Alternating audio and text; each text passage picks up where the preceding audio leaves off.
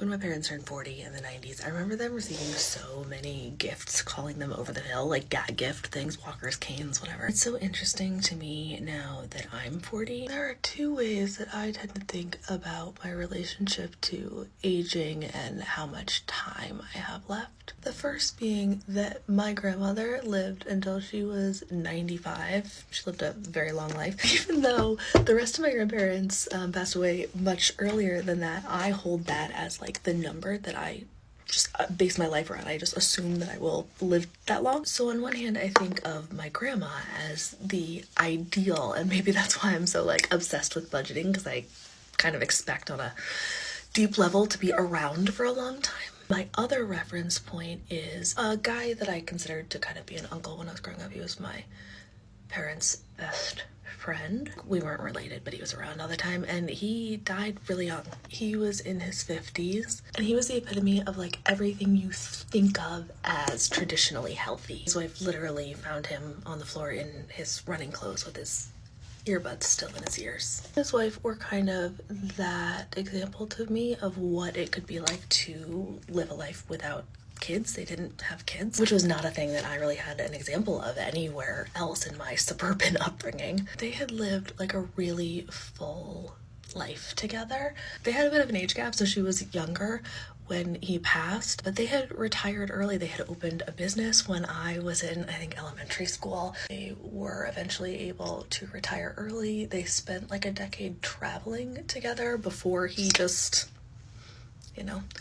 kicked it a little earlier than expected. Always appeared that they built the life they wanted and they didn't wait for anything. And it's a really fucking good thing that they didn't wait, because their time was cut short. They fully expected to grow old together, and they were not given that opportunity. And I was a kid, I don't know the ins and outs of their fertility journey, if they ever even wanted children, but I do know that they didn't put their life on pause. They didn't wait to start a business. They also didn't wait to leave the business. They didn't wait to travel. And when the love of her life, who she had been with since college, when he passed, she didn't decide that she was too old to do it all over again. She got up and continued doing the things that she loved, and she honored his memory. She traveled the world, and she ended up meeting somebody new. She gets to have a second phase of life with a second love. The point being, there is no